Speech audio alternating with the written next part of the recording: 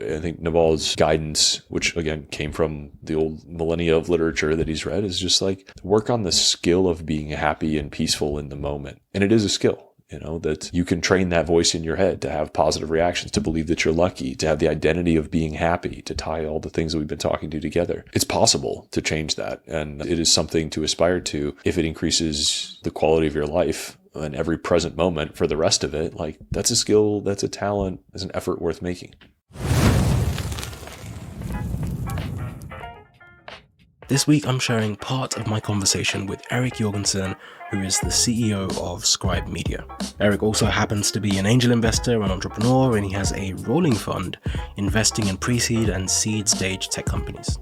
Eric's written 2 incredible and highly recommended books, the Almanack of Naval Ravikant, which has sold over 1 million copies, and then finally he's just released his second book, the Anthology of Balaji. So in this conversation you're going to hear us talking about a lot of Naval's ideas.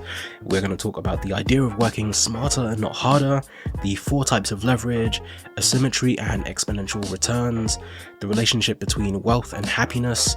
Then we talk about luck and serendipity and how to create opportunities and generate luck for yourself. And then finally, we talk about happiness as a skill. And all of these are really interesting topics. I think you're going to hear us, both myself and Eric, and the spirit of Naval coming at these topics from various angles. And I think we had a very spirited discussion, which a lot of people are going to find extremely useful. So you can get the full show notes, the transcript, and read my newsletter at theknowledge.io. And you can find Eric online on Twitter at Eric Jorgenson.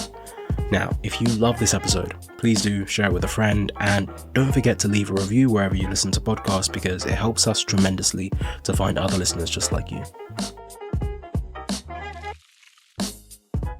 The 2 concepts that Naval writes a lot about that I wanted to ask you about is one with picking what to do and where to apply your skills. I think the quote that he used is something like, it's a bit like choosing what kind of prison you want to be in, because as an entrepreneur, when you build a startup, the thing that you pick, you're going to be spending lots of hours, lots of days, lots of years digging deep, working on something. And then the other concept is leverage. And again, I think with both of these, they are frame-breaking things in a sense, right? With leverage, there's a concept of how you are taught or how you are expected to think of work and your relationship to work. And what does it look like to work hard? What does it look like to build a business? And very often people can immediately just run off on that script. But actually what Naval kind of asks us to do through a lot of the stuff he talks about is just reinvestigating our relationship to the work that we're doing, and how can we actually apply leverage to change our relationship with that work. First of all, to be happier, and also to be wealthier. So I'll let you go. And to just be more effective, I think, right? Like, I think it is the next evolution of something that everyone's heard a million times, like work smarter, not harder. And it's like,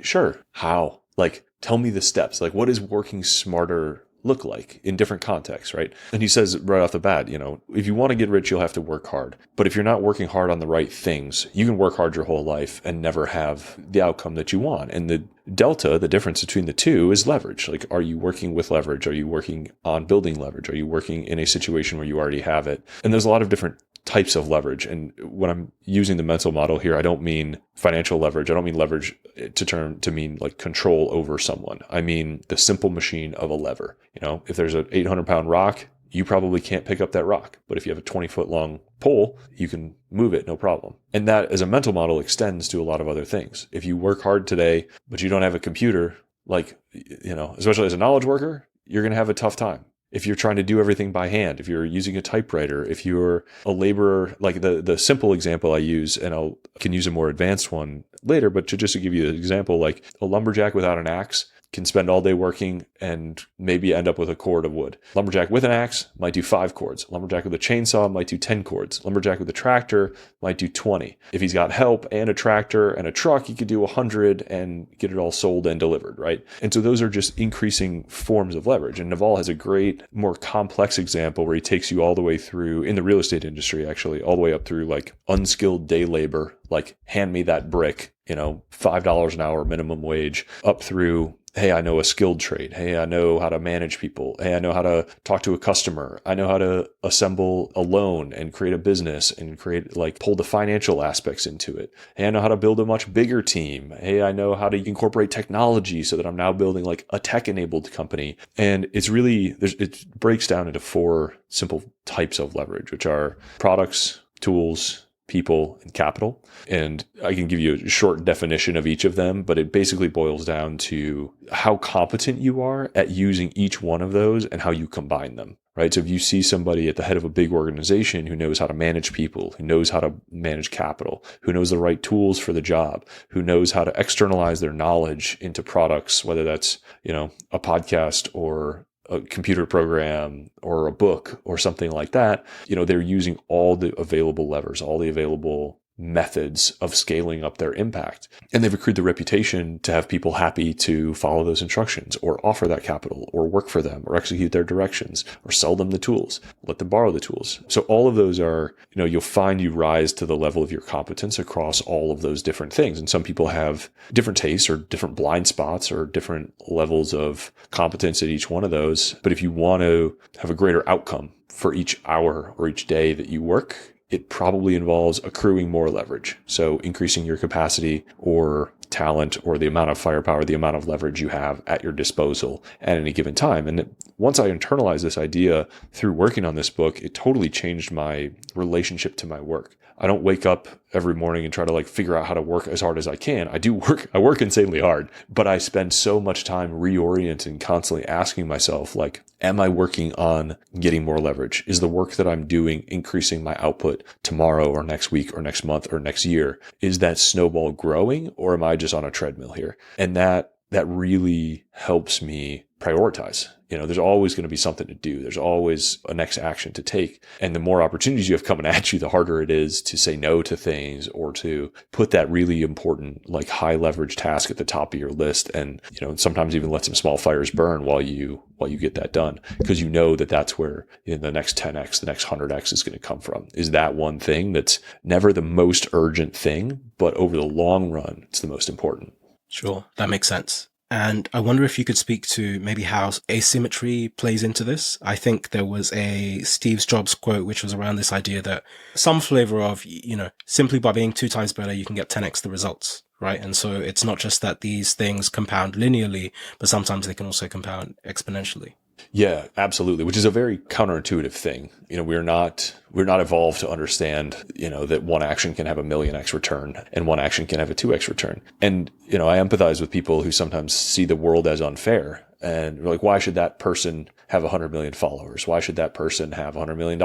The truth of those situations, when you start to see the world through a lens of leverage, is that society has slowly over the years voted, for the competence of that person. They chose to follow them. They chose to buy their products. They chose to give them their dollars to invest. And more often than not, you'll find that those people are incredibly talented. And, whether you have the ego control to admit that to yourself, Joe Rogan reaches a lot of people. Oprah reaches a lot of people. J.K. Rowling reaches a lot of people. Love them or hate them or any of their work. A lot of people have chosen to welcome them into their lives. And with the tools available to speak to the leverage piece, there's no limit to how many people can listen to the Joe Rogan podcast at the same time. 100 years ago, it would have been really difficult to distribute to that many people that often. And so we're seeing, living in this age of kind of zero marginal cost digital products, we're seeing incredible leverage and a global economy and a highly fluid one. You see people like Warren Buffett. There's really extreme outcomes. And that, back to the idea of sort of equal opportunities, not equal outcomes, you see those extreme outliers. And to some extent, you just got to respect the craft that goes into them and the leverage that accrues to those people. And you don't have to become Warren Buffett to do 100x better than you did, last year over the next couple of years. You just have to adjust where you put your effort slightly and how you think about that. And leverage is your friend, more often than not. It often involves taking on a little risk sometimes, but you can do that in wise, sort of bite by bite, step by step ways to change your career or change your outcome, change the ratio. The fundamental idea is to change the ratio of your inputs to outputs. That's how I think of it at the very highest level. And you can do that either direction, right? You can say, I'm still going to work 10 hours a day, but I want 100x the output. Or you can say, I'm happy with my output. Like I'm earning enough money. I'm happy with my family, but I want to spend less time at work. I want to achieve the same outcome with 1/10 of the input. And that's a perfectly fine way to go about it too. And then you just start, looking for tools, products, people, and capital that can help you achieve that. I don't know that he ever uses the word directly, but that's basically what the 4-hour work week was about, right? Like, how can I keep my job and do way less work? Or how can I build a business that I don't have to work that hard on, but still has the outcome that I want it to? And then, how do you combine the tools, the products, the people, and the capital, and gather the know-how and learn how to put all those pieces together and run a process so that the machine works for you? I think it's a very healthy mindset shift. It'll show you a lot of things in the world that you might not appreciate just to get the mindset. Even if you don't, you don't have to go start a company. You don't have to try to hack your job. You don't have to do anything differently, but you'll just understand the world a little better, I think, with that mental model of leverage kind of installed in your brain. Yeah. There's a question that I wanted to ask you, which is maybe somewhere at the intersection of your experience as an investor and also as, someone that's built businesses before and being a CEO now, which very much just connects these concepts of asymmetry, leverage, and also ergodicity. And so this was something that it was a little qualm that I had with one of Paul Graham's recent essays. And for context, so one of the things that I do when I'm reading, and I think a lot of people should do this, and maybe we'll talk about this later, is, I try to wrestle and have a dialogue with what I'm reading. And so it's actually harder to do this with Paul Graham's pieces because he writes so clearly. But what I usually do is, as I'm reading it, I will rewrite almost sentence by sentence, but more so claim by claim. So every time they say something, I try and write what's the simplification of the claim they just made or the thing they just said. And so I was kind of going through his essay, and I say that to explain why I haven't actually. That's how Benjamin Franklin learned his craft, man. Yeah, it's just taking an essay and trying to rephrase it. Yeah, but I think it's also useful for me because it helps me get a ton of newsletter ideas. And funnily enough, so even in preparing for this podcast, I was listening to all your previous podcast appearances. But as you say things, I will interject and I will write what I think, and I will disagree with you, but it's in my own mind, and that helps to give me ideas of other things I can go off and write about. So anyway, all of that background to say that Paul Graham recently wrote an essay about superlinear returns. And essentially it's just this idea, pretty much like we were saying, it's a bit like, exponential or asymmetric returns, where you put in a bit of effort and the returns that you get from that are more than proportional to the effort that you put in, which is obviously what you're looking for. This is great. But the issue that I had were two of the analogies or two of the examples that he used, one being startups and one being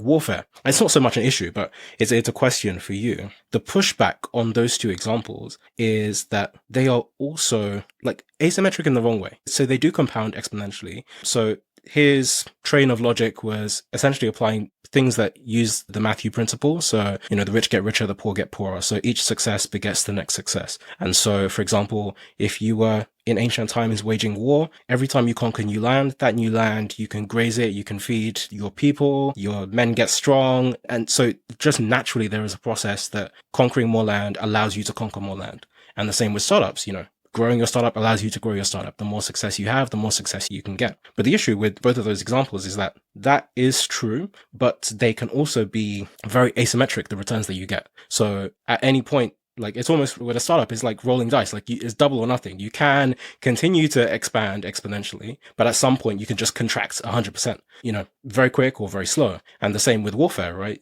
Each bit of land you acquire allows you to continue acquiring more land, and all the competence that you get 100% compounds, but at some point you might lose a battle, and at that point you're wiped out. And I wanted to get your thoughts on, as an investor and as a CEO, applying this concept of leverage, where we want to get leverage and we want to get it on asymmetric things where the returns we can get can be higher than what we put into it. But with venture capital, as an example, it's a non-ergodic system, which means that the returns for an individual are not the same as the returns for the system. So as an individual founder or a CEO, your business is your life. That's your bet right now.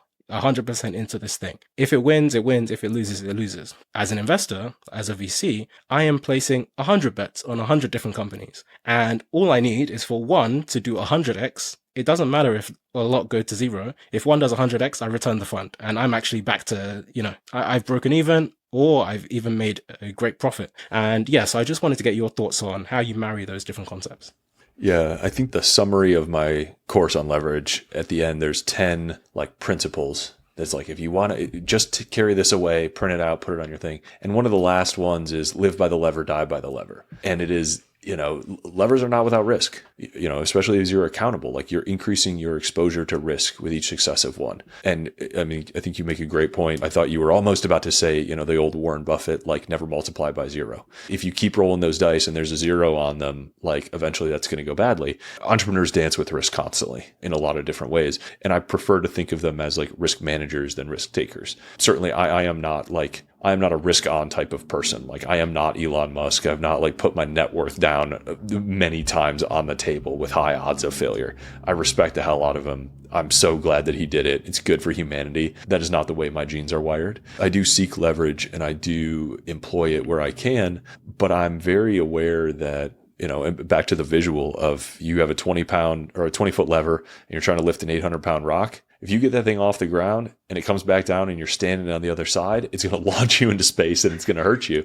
And if you're going to try to wield a very long lever, that thing can come back to bite you quick. Say you've built a huge audience, you're very famous, you've got 10 million followers, and you say some dumb shit, you're going to get canceled immediately. You're going to be in a ton of headlines. Like that is a dangerous place to be. If you run a huge company and things start to go poorly, there's going to be a long line of people that are very eager to oust you and take your spot. If you take on a huge amount of debt and try to get some financial leverage out of it, like that is a risky situation to be in. More leverage is not always good. And if you don't have the confidence and the practice to wield the levers that are at hand, you can get very hurt. So I always encourage people to kind of be very mindful and take a stepwise fashion. And that's why I mentioned from the very beginning, like the competence to handle the leverage that you have. You want to grow. The course is called Building a Mountain of Levers. And I visualize myself and my work as sitting at my desk, surrounded by levers in every direction. One is an email list or a Twitter following. One is an investment fund. One's a podcast. Like there's a bunch of different versions. One's ChatGPT. One's my team at Scribe. Like some are books.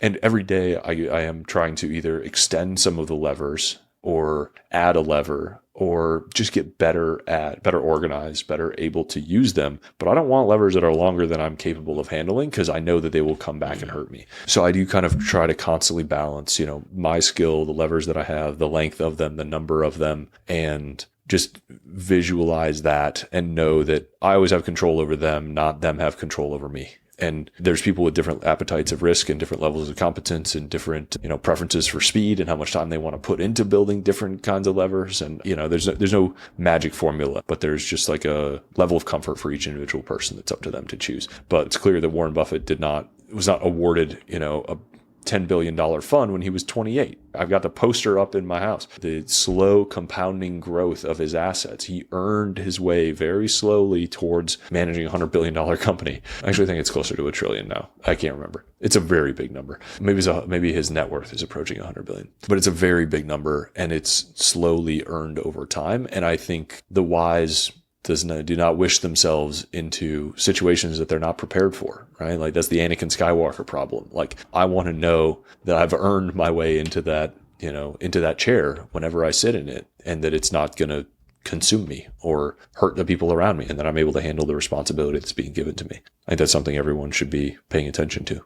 Hey, we'll get back to the episode in just one moment, but I wanted to tell you very quickly about my newsletter. I started sharing everything I was learning online, and a few thousand people came along for the ride. I send 3 regular emails.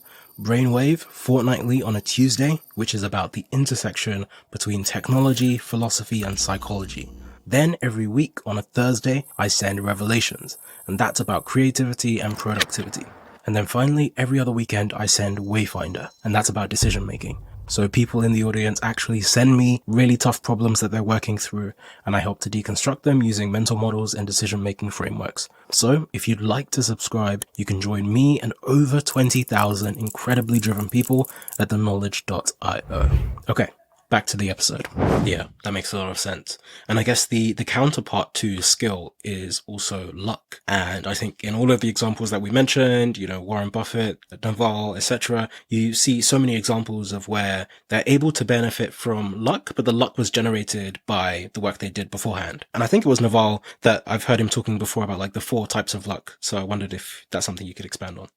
Yeah. The first kind is blind luck, where you're just walking down the street and you find a $20 bill. The second is grind luck or hustle luck, where you're like aimlessly just like generating activity. The third is cultivated. I'm getting the nomenclature wrong here. The third is like a cultivated luck. And the fourth is which is like cultivated luck is a very intentional way to kind of attract it. Like you're increasing your surface area. The fourth is the version where you are so singularly unique that you almost can't help but have luck happen to you. Like luck becomes your destiny. And I hate to keep coming back to Warren Buffett as an example, but it's a more concrete. Naval uses the example of like, if you are the diver who can dive deeper than anybody else and someone finds a buried treasure at the bottom of the ocean, they have to come to you because you are so unique and so skilled that like that luck was going to end up on your doorstep eventually. The version that's Warren Buffett is like his balance sheet was so strong and his reputation was so good that when the US banking system collapsed,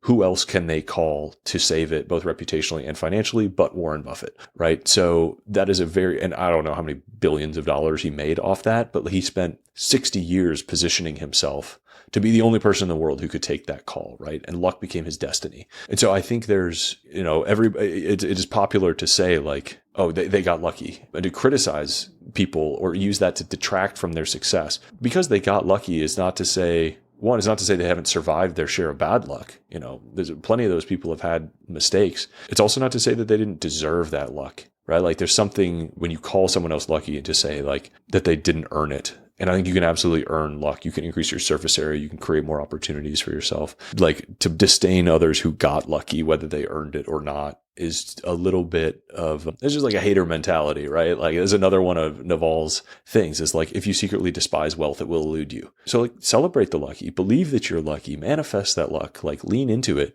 To believe you're lucky is also to believe you're happy. Like there's something optimistic about it. Like to tell yourself you're lucky and you will become so. Like that's something to affirm and to attract in your life, I think. And back to where we started in this conversation about identity. Like if you believe that you're a lucky person, you see things that happen to you as lucky, you'll become more lucky, and then more luck will happen to you. And that is a beautiful, like golden shimmering snowball of beautiful things that you want to continue. So, pet it and stroke it and thank it and like make it part of you and let it continue. Yeah, this is another NPC script, which is people hating luck and the idea of people getting lucky. And it's so funny, just exactly like what you were saying. I think luck is fundamentally important. And the joke is that everyone should want to be lucky, and everyone should do their best to like manifest luck through whatever means necessary, right? Do enough work that luck comes to you. A really good example is, there was a talk that I think I gave a number of years ago, but I don't know, it was at some big company. And how I got that talk was I wrote a newsletter and I was doing a course, and I took some of the ideas that I've written about in the newsletter and I taught it on the course. And then as I was teaching it on the course, I had some more ideas about it. So I went back and I wrote another post about it, and someone read that post and they worked at this big company and they said I should come and speak to their London office. And so like, oh great, I got lucky, someone reached out to me out of nowhere and offered me this opportunity. But absolutely none of that happened if I hadn't done all of this work that led up to it beforehand. So it's a, freak thing out of nowhere, but it's a result of the luck that you've intentionally curated. And you did probably 100 other things that added to that surface area. And you never knew which of the 100 was going to pay off, but you knew that if you increase your surface area and awareness, and that something somehow would. And like, it's beautiful. And that, maybe that's kind of type 2, like hustle luck turning into type 3 luck. And then somebody from that audience carries you forward. And like, I do think it's a progression, and you can continue to kind of invest in that. Yeah, exactly. Does Naval say anything about the concepts of like shots on goal? So the analog, or the connection that I was thinking about was starting from luck. Okay, have you heard of 6 degrees of separation? Something people mention a lot. So that phrase comes from a study. I think it was Zimbardo at Stanford, but they did this study. I think they sent letters to people that lived in the South, and they said, okay, here's a package. Can you get this package to a named stockbroker in Boston? Obviously, you don't know someone in Boston. The aim is that you should just try and send this to whoever you know that might know this person in Boston. And the result of the study, they took 6 steps, like they had to pass it on 6 times before it reached the person, someone that they didn't know, but simply by passing it on to whoever they thought was most likely, it reached them. So that's where that comes from. But there was a replication of that in the UK where they also added luck as a variable. So one group of people had self-identified as lucky and one group of people self-identified as unlucky. They did the exact same experiment, send them these packages. You have to deliver it to, let's say, Amy, who is an event planner in Chelmsford. Okay, fine. So you send everyone these packages and you track, okay, how long does it take to get there? What proportion of these packages get there? I think it's something like 60% of those packages. And I think the overall proportion might have been less than the original experiment. But then you split it by, okay, what proportion of those people were the lucky people and what proportion of the people that thought they were unlucky? I can't remember the exact numbers, but a massive proportion of the people that already identified as unlucky people, they never even sent the package. Like, it didn't even leave their house.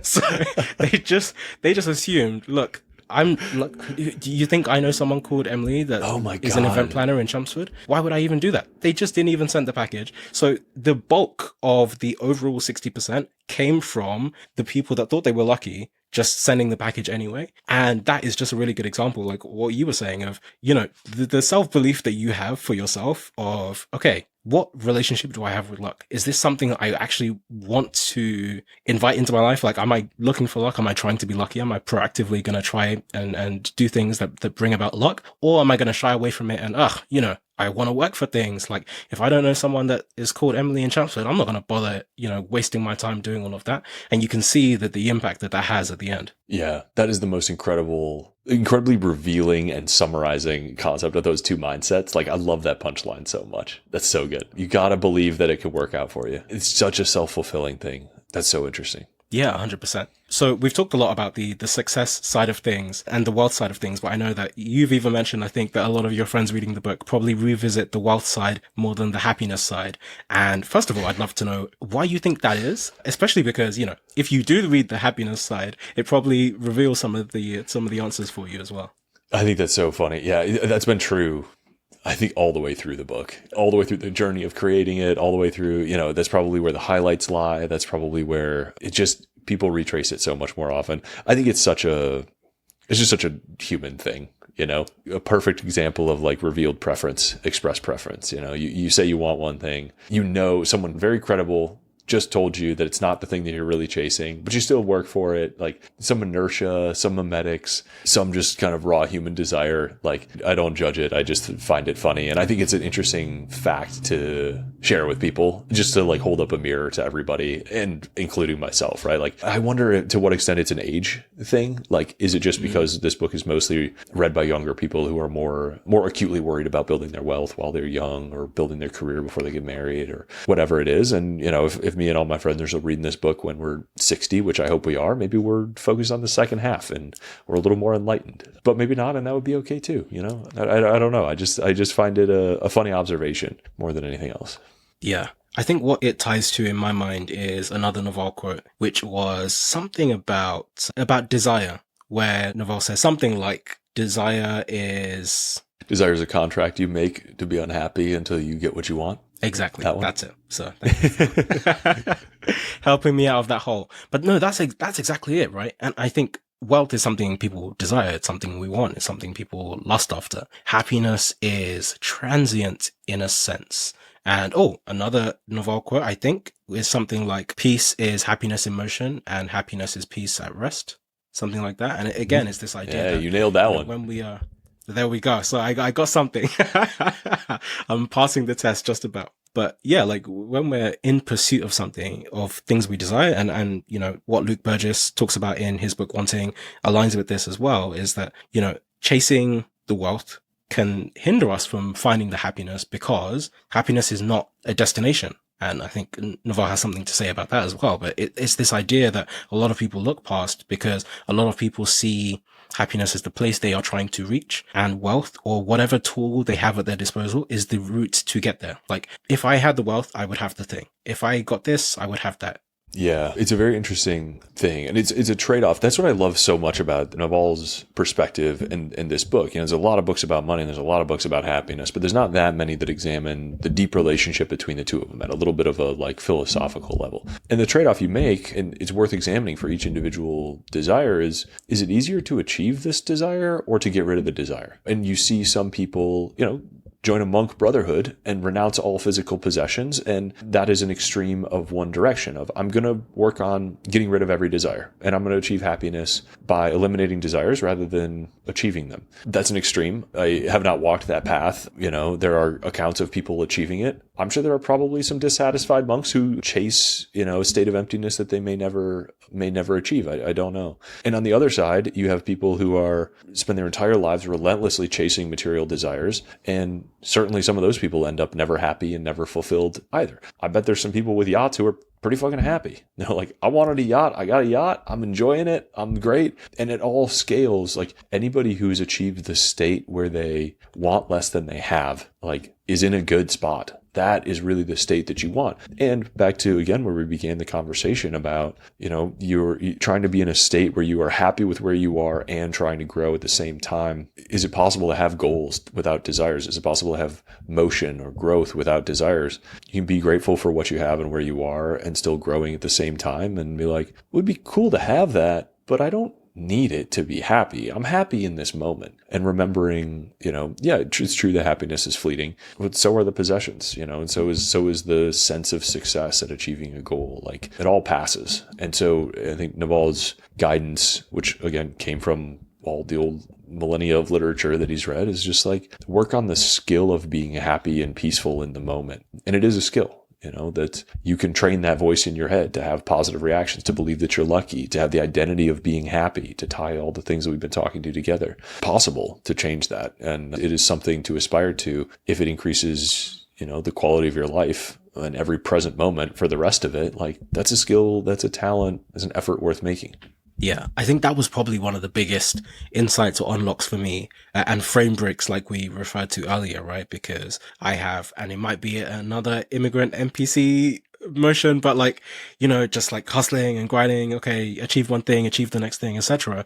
And happiness is almost this thing that you postpone and maybe you eventually get there someday. But just realizing, happiness is not a state, it's a skill. Also unlocks, like often the immediate next question might be something like, and I think we talked about some flavor of this before, okay, that's really easy for him to say. He's rich. He's already made millions and millions of dollars. Of course, you might be able to find happiness. I mean, simultaneously, you also see loads of millionaires that can never find happiness, and actually making the millions enabled them to realize how miserable they had been all along and continue to be. And I think that is also, maybe that's part of it, right? Where very often people think that happiness is on the other side of creating the wealth. And then you create the wealth and you realize, oh, actually, that wasn't it. And if it's not this, I have no idea what it is. If having all this money didn't make me happy, I have no idea where I'm going to find it.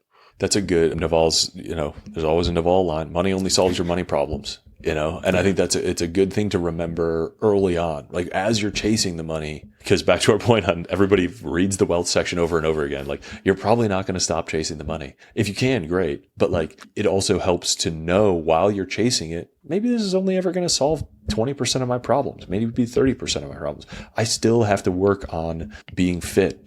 I still have to work on being healthy. You can't outsource your workout no matter how much money you have. You can't outsource the quality of your personal relationships. So don't over-index so hard on chasing material wealth for a decade of your life and let the rest of your life fall apart, because you know from the beginning that it's never going to solve all your problems, that it's not a panacea. It's not going to cure everything in your life. It's not going to give you a peaceful internal state. It's not going to give you happy relationships or respect or love. It's not going to make you healthy. It's going to solve some of your money problems. And maybe the safety that it provides is going to make it a little easier to solve some of those other problems. But if you multiply by zero, like it's going to be hard to undo 10 years of damage that you spent chasing the wrong thing. Just know what you're doing and why you're doing it and what it's actually going to get, and be wise. Anticipate the future consequences of your current behavior and see what those outcomes might be, and be sure that the price you're paying is for something that you want to get. Yeah. I wonder how spending all this time digging into this stuff has affected the way that you set goals for your life, both as a CEO, as a husband, as an investor, and particularly, okay, so one thing I would push back on that you just said was that you can't delegate your health. And I think, okay, so this is something I was also writing about not long ago, but 100% think you can. Like you absolutely can, but it's the opposite of the way that most people would think. You have to delegate your health from your future self to your present self, right? Because by the time you are having to live with the consequences of your future health decisions, you're not going to like it. And very often it's also ergodic in that you can very easily reach a point where the losses are irrecoverable. You can't actually go back and suddenly put on a ton of muscle and suddenly, undo 10 years of bad eating. Like, you have to delegate all that responsibility to yourself today so that your future self can get to do all those things later. And the context in which I was writing about was, I think the title was just Buy the Future While It's Cheap. And I was just using a bunch of examples of lots of startups. Google, I think they first tried to sell for maybe it was like 750,000 and they got rejected. They tried to sell to a company called Excite, which you may or may not have heard of. Most people will never have. Naval used to work there. Oh, yeah. Okay. They were, yeah. That was one of his first jobs, yeah. But a lot of people may never know what that company is because it's not around, right? They tried to sell to Excite, they got rejected. They tried to sell for a different number, they got rejected. That's Google. This is like $1 trillion company, one of the biggest companies in the world. The same thing with Facebook. Facebook tried to sell to MySpace for $1 million. MySpace, where's MySpace? You haven't heard of MySpace in like 20 years. And again, Tencent tried to sell for $100,000. You have so many of these stories of all these startups that tried to sell. Oh, my favorite one was Western Union. Do you know Western Union? Mm-hmm. They had the opportunity to buy the telephone from Alexander Graham Bell. When he invented it, he tried to sell it to them. And they were like, oh, what use could we have of this little toy? What are we going to do with this? We have 1 million miles of telegraph cables, 1 million miles, telegraph cables. Like, now you only hear of that in like old movies with Benedict Cumberbatch, right? No one talks about telegraphs, but they could have owned phones. And now, like, what do? Money transfers or something, And again, it's just this concept that in many areas of our life, you can actually buy the future while it's cheap. Like, if you knew how valuable it was going to be later on, you would have invested in it earlier. And this is maybe a form of like time leverage, right? The more time you invest in something now, the longer you get to reap the benefits later on. Yeah, I like that frame a lot. Buy the future while it's cheap. Thank you so much for tuning in. Please do stay tuned for more. Don't forget to rate, review, and subscribe. It really helps the podcast. And follow me on Twitter. Feel free to shoot me any thoughts. See you next time.